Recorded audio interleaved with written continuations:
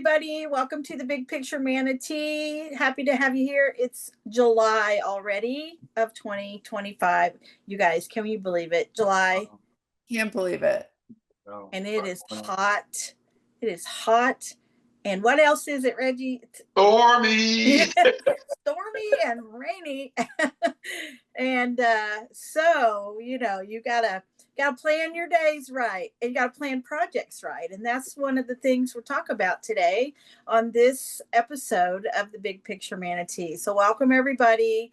We're always here to educate, engage, and inform Manatee County citizens on topics that will impact you here in your community. I'm Cheri Coryea, now a private business owner. Once upon a time, I worked for Manatee County government. Yeah, we remember that well. Hello, everyone. I'm Misty Servia, former Manatee County Commissioner and staff member in Manatee. Today, enjoying my time working for DeSoto County and also private business owner. Hello, everyone. Hot and stormy. My name is Reggie Bellamy. I'm a former county commissioner in District 2, proud veteran, and excited to be here. Let's get this thing started. You got it. All right. So last episode, we talked about the overall new budget for the county that was presented in the early part of June. And now the commissioners are on break. But right before they left, they heard the capital improvement plan. This is a biggie. I know for you guys as former county commissioners, this is important. And so we're going to break down this 5-year capital improvement plan. And again, the county administrator is charged with providing commissioners like yourself with a balanced budget, both for the regular budget and for the 5-year capital improvement plan, which is a big number always. And so as we start to review projects today together and, funds, just a reminder to everybody about how it works. And that is the commissioners will come back later in July, and then all of these things will continue to be discussed until September, upon which there will be final public hearings. So, Misty, what's in that capital improvement plan? It's a big budget. So with a fiscal year 26 CIP budget of 469 million, excuse me, 469 billion, 189,588,000. It equates to a 5-year plan through fiscal year 30, just under 5.5 billion. Wow, you guys, that is a big number. And the reason that I even messed that up is it's so hard for me to understand what $1 billion is. And so stay with me 1 second here, because I want to share with you what I just looked up. So if you're talking about $1 million and you spent $1,000 a day, your money would last 2.7 years. But at $1 billion, at that same rate, $1,000 spent a day, it would last 2,740 years. Wow. That's the difference that we're talking about. These are big numbers, and that includes 815 projects in the 5-year plan. Wow. Of those 815 projects, 53 projects are new. That's a whole nother conversation, because of some of the stuff that I see. I want to know what they're identifying as new and not new, because sometimes things jump out and then jump back in. So does that make it new? 143 are infrastructure sales tax funded projects. 263 of the current projects need additional funding. That's great information for us to know over what was previously approved for completion, and 552 in the current CIP don't need more funding. This represents a new investment of 45% in the capital improvement plan.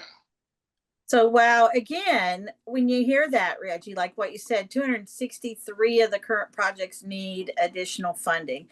That always weirds me out, you guys, because, most of what's been happening over the last few years has been during the most expensive time of our lifetime to build projects and the fewest amount of vendors. We talked about that so far. So, when these budget meetings that the commissioners have had, it's been pretty interesting, because some of them, at least 3 of them, it's the first time, right, that they've been in there. And I'm sure you guys remember like the first time that you were like presented with this huge capital improvement plan budget and you're looking at your district or specific projects. So it's especially challenging, you know, because I'm sure just like what happened to you guys, people call you about a project and you're following one, or you know there's one that's really important that really impacts people. So while these meetings were going on, I watched some of these. There was some debate, you know, about the commissioners coming back from break on the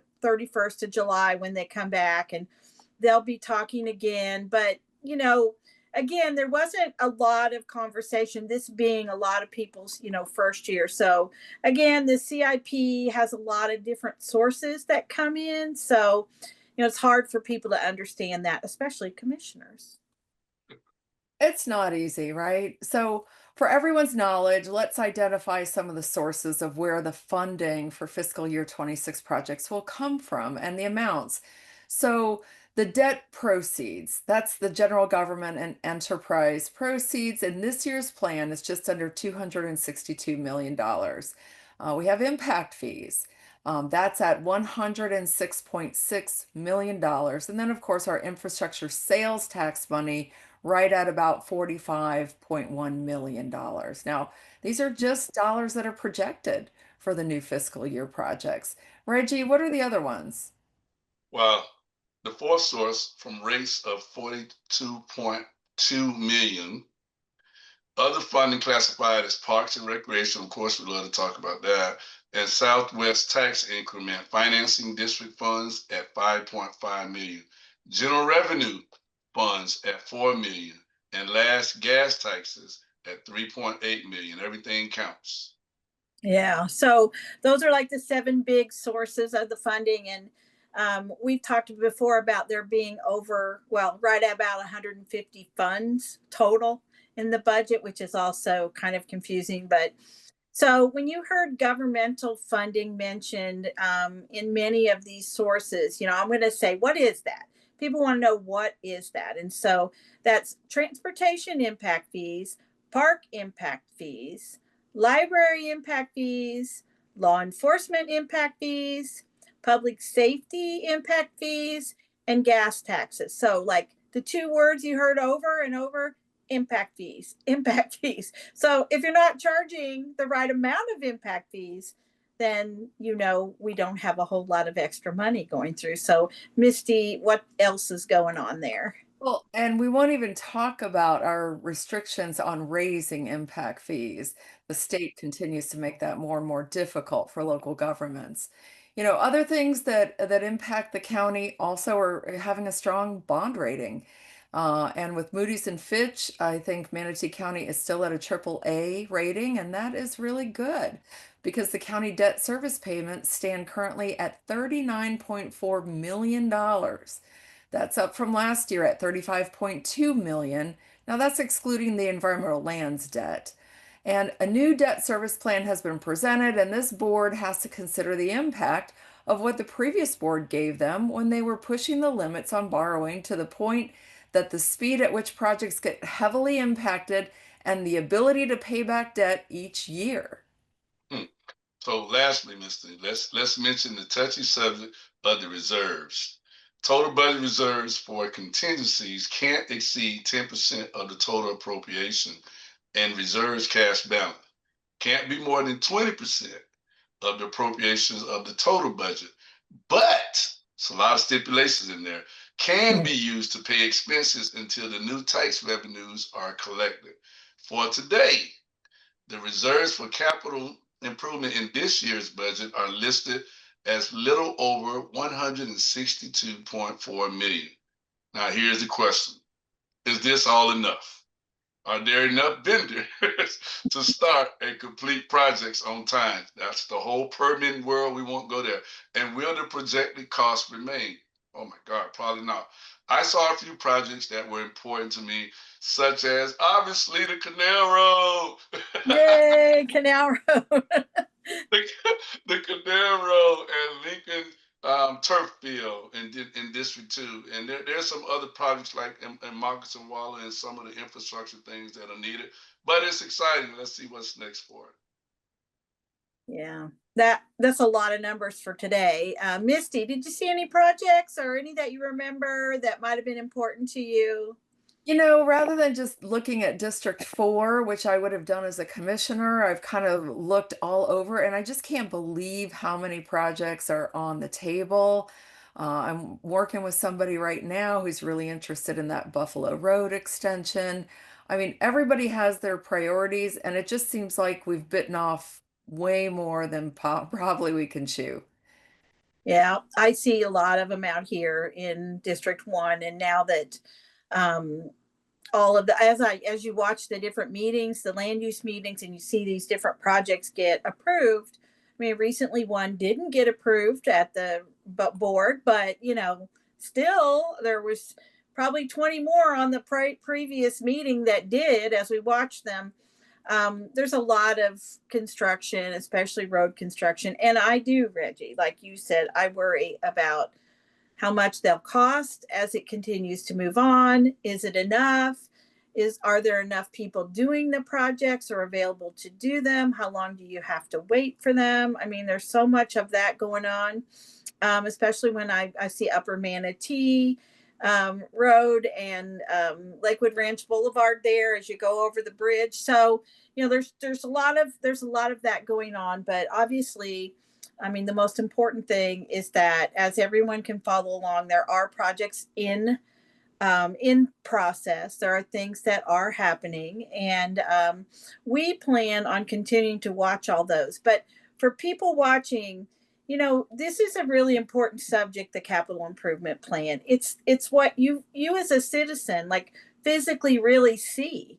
You get to actually take part in these projects. You use them more than really anything you'll see. So it is important that progress happens and that you see things in your district or in your area that are happening. So we will be back again, everyone, to talk about the um, uh, different parts of the budget that are still outstanding. So the constitutional officers, they have put forth their budget, and there were some new requests in those. And we know that those are always scrutinized as well. And we'll be back to talk about those. So please do not forget to subscribe using our YouTube channel, The Big Picture Manatee. You can always like us. We would hope that you do, and we appreciate those of you that have. And do us one more favor: share us out, with family and friends. And then another reminder is you can also find us on other platforms. So with that, Misty, Reggie, how's the rest of your summer going to be? And I know you're really digging into these budget numbers. You know, I'm just hoping that we have a storm-free season. Let's all say a prayer for that. Well, Misty, my friend, due to the fact of how hot it is right now, it's some of the experiences, but exciting. We'll see. We're closing out the summer at the Palmetto Youth Center. Kids are learning and swimming, so hopefully everything close out great. Hope so too. So thank you, everybody. Tune back in for the next episode, where we're going to talk again about more budget for the county, for your local community, and we will help you get to the same place that your county commissioners are. So take care. Bye, everyone.